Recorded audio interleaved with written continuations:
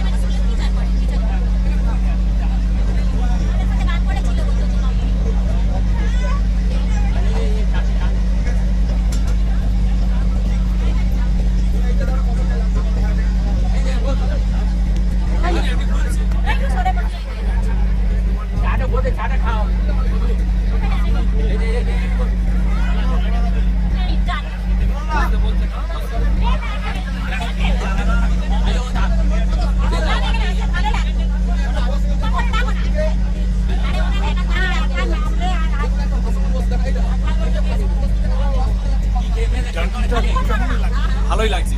খারাপ লাগছে এটা তো? হ্যাঁ, খুব ভালো লাগছে। বোটিং করছেন না? না, বোরিং নয়।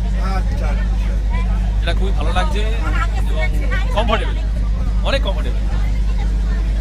সেটাই আমি বলছি যে সিনিয়র সিটিজেনশিপের সবচেয়ে ভালো। হ্যাঁ, সিনিয়র সিটিজেনদের পক্ষে খুবই কমফোর্টেবল।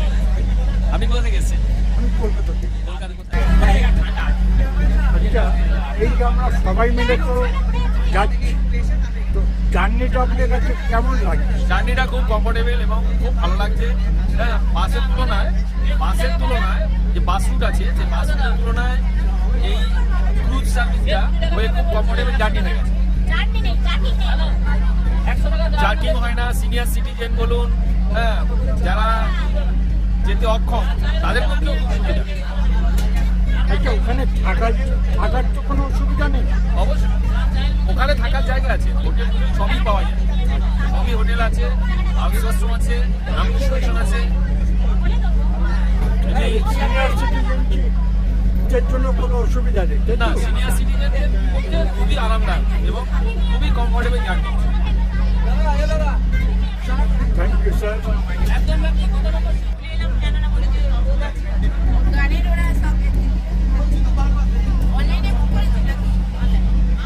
সবচেয়ে যেটা বারবার আমি আর কি বলছি, এত সুন্দর আছে জার্নি, না আসলে আপনারা বুঝতে পারবেন। কেন এই বয়স আপনার এখানে এই ক্রিকেট করতেই আছে 85 ইয়ার্স, 3 জন। দেখুন তারা দ্বীপে এসে ঘুরছে, কোনো রকম অসুবিধা হবে না।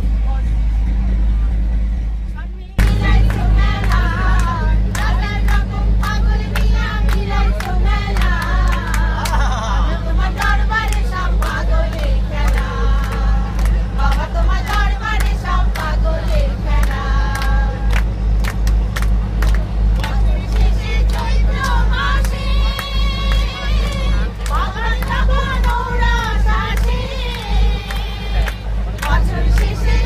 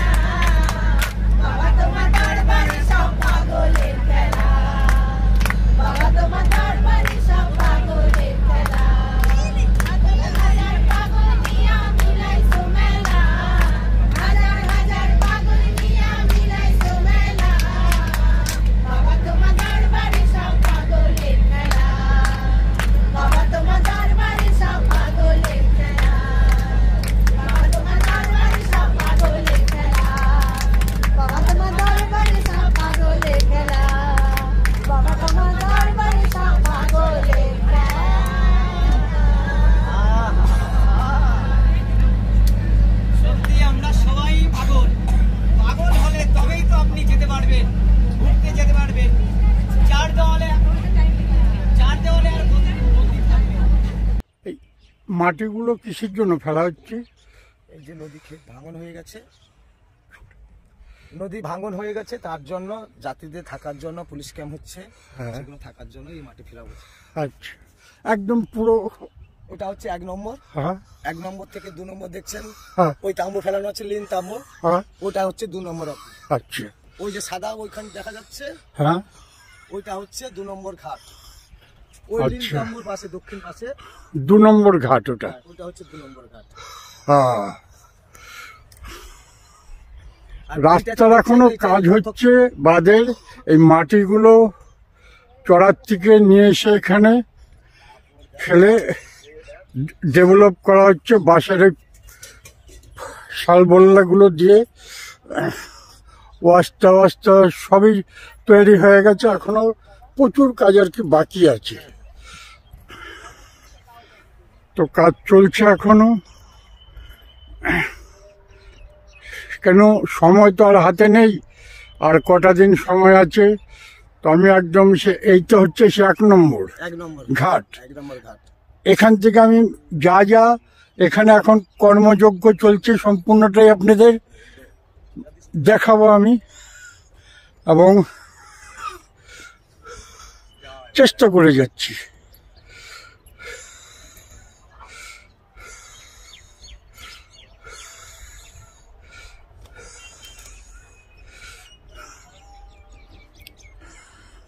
ভাটা পড়ে গেছে এখন, ওখানে পুরো কাদা, যার জন্য আমি ওখানতে আর যাচ্ছি না কাদার মধ্যে। হ্যাঁ,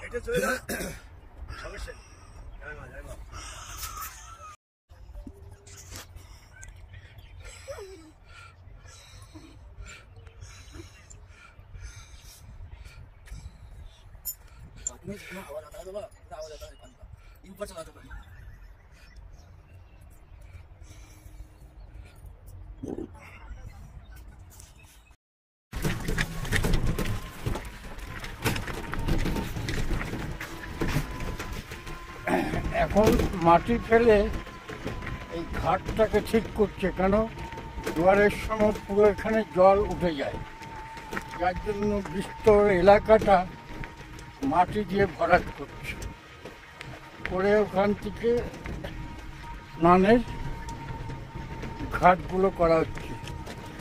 আমি যেখান দিয়ে যাচ্ছি এটা 1 নম্বর ঘাট, জোর কদমে আর কি কাজ চলছে।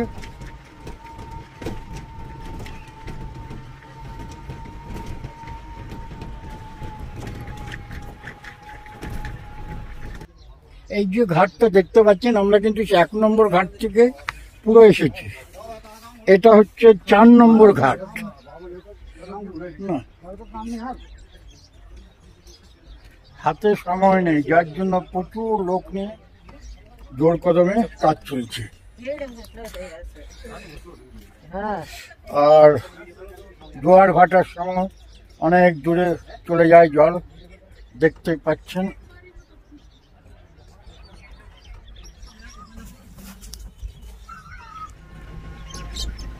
বিশাল কর্মযজ্ঞ চলছে এখানে,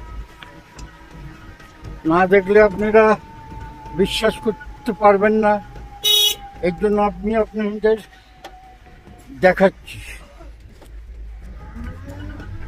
এই যে হোগলা পাতাগুলো দেখছেন, অস্থায়ী সমস্ত ক্যাম্প হবে।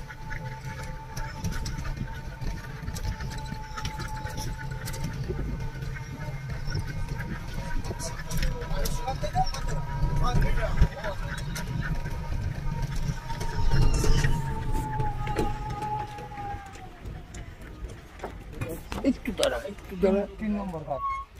এটা হচ্ছে 3 নম্বর ঘাট। তারাও না এখান থেকে আমি বলছি, এই হোগলাগুলো সমস্ত আসছে বোর্ডে করে।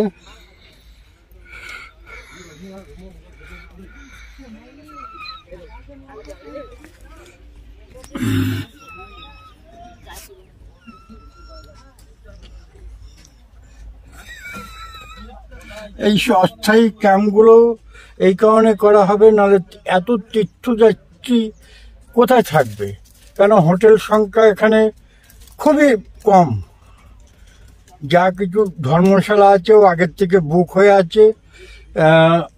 আপনাদের অস্থায়ী ক্যাম্পগুলোতেই থাকতে হবে। এটা গঙ্গাসাগরের হেলিপ্যাড। এবার কিছু পুণ্যার্থীদের জন্য হেলিপ্যাড থাকবে, যেটা বেহালার থেকে ছাড়বে, এবং এয়ার অ্যাম্বুলেন্সও থাকবে।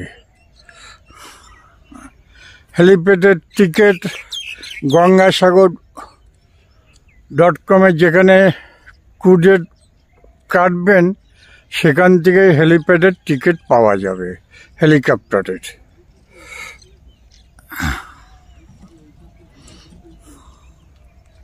এবার এই সুবিধাটা করা হচ্ছে, আপনারা আরও তাড়াতাড়ি আসতে পারবেন, একদম সাগরের কাছে নামিয়ে দেবে, এখানে ঘুরে পরে আবার ব্যাক করতে পারবেন।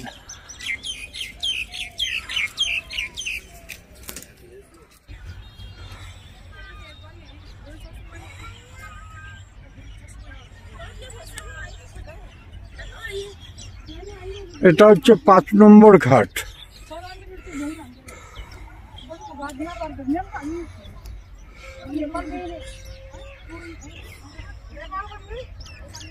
পুরো পুণ্যার্থীরা এখন থেকেই সমস্ত চলে আসছে, কেন জানুয়ারিতে আরও ভিড় হবে। এখানে যা দেখছি ম্যাক্সিমাম ভিন দেশেরই লোক, সব আমাদের স্টেটের বাইরে। সকালের এই যে ঠান্ডা একটা পরিবেশ, হাওয়া, খুব সুন্দর মনোরম পরিবেশ। তো গঙ্গাসাগর বাদেও আপনারা যখন তখন কিন্তু এখানে আসতে পারেন। আসার তো রাস্তা নিশ্চয় আপনারা যদি না জানেন, আমি তাও আপনাদের ইনফরমেশন দিচ্ছি। শিয়ালদার থেকে যদি ট্রেনে আসেন কাকদ্বীপ, আর বাবুরঘাট থেকে যদি আসেন বাসে কাকদ্বীপ নামবেন, ওখান থেকে 8 নম্বর লটঘাট। এখন ঘাট অনেকগুলোই হয়েছে, এখন 8 নম্বরের উপরে নির্ভর করে থাকতে হবে না।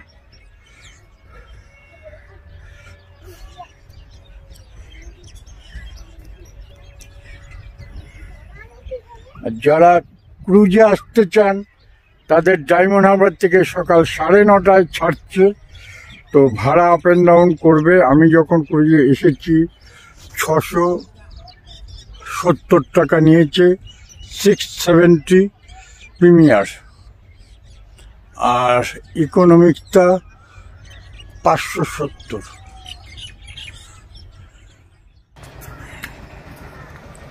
হেলিপ্যাড থেকে কিছুটা চলে আসলে আপনারা এখানে ইস্কনের মন্দিরটা হচ্ছে, এখনো কিছুটা কমপ্লিট হয়ে গেছে। বাইরের থেকে আর কি দেখাচ্ছি, সকালবেলা তো এখনো ঠিক মতো এরা করেনি।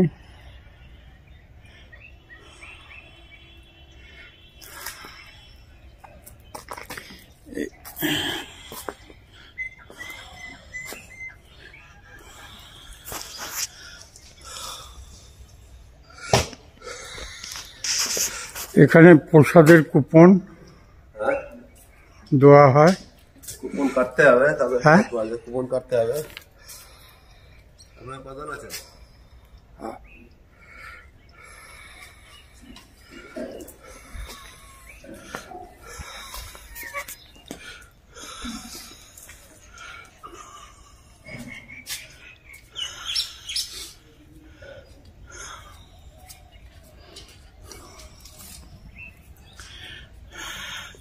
তো আপনাদের কলকাতার থেকে যারা আসবেন তারা কিন্তু মিন্টু পার্কের পেছনে যে ইস্কনের অফিসটা আছে ওখান থেকে বুক করে আসতে হবে, তা না হলে এখানে ঘর পাবেন না।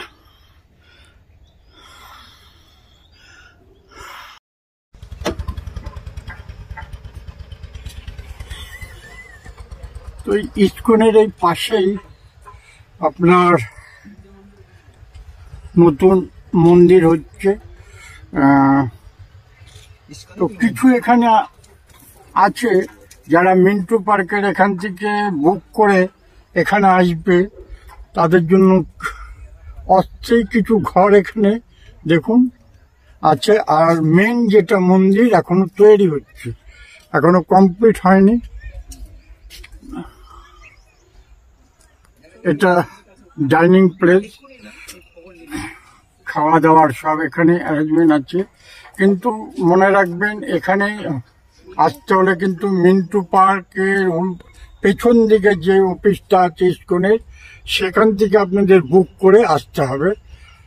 অনলাইনেও বুক করতে পারেন বা ওখানে গিয়ে অফলাইনেও করতে পারেন, ঘর থাকলে পেয়ে যাবেন। আচ্ছা,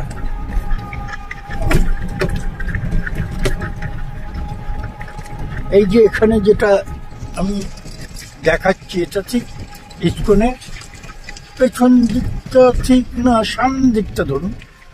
আর এটা একটা কিন্তু বাস স্ট্যান্ড। হ্যাঁ, এটা বাস স্ট্যান্ড তৈরি হচ্ছে। আর এই যে ইস্কনের মন্দিরটা তৈরি হচ্ছে।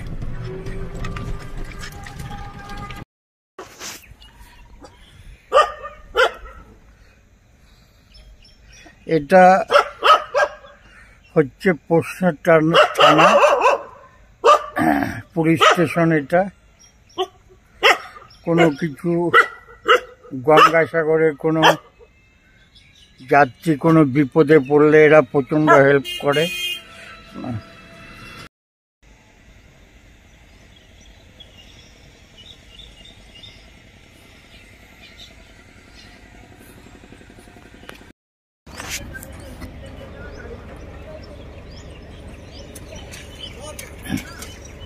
এটা কচুবেড়িয়ার থেকে পুরো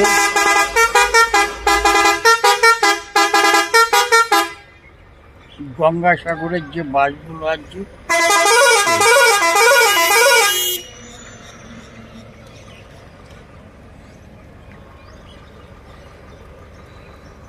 ওখান থেকে ম্যাজিক গাড়ি পাবেন, টোটো পাবেন।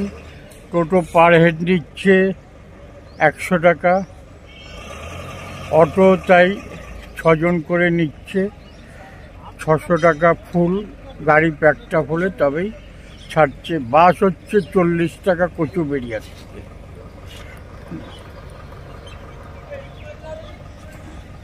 এটা কচুবেড়িয়ার থেকে আপনি ভোসেলে করে আসবেন।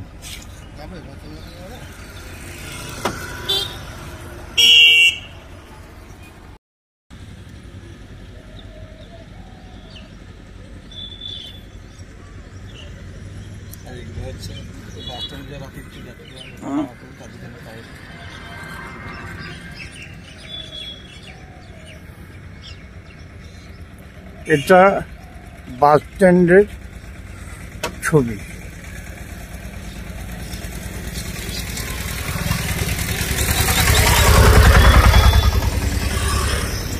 সরকার খরচ করেছে, এখন ঠিক মতো মেনটেনেন্স করলেই হবে। যারা আছে তারা যদি ঠিক মতো মেনটেন করে তাহলে সবচেয়ে ভালো। কেন এখানে বিদেশ থেকেও লোক আসছে দেখছি, গঙ্গাসাগর খুবই জনপ্রিয় হচ্ছে।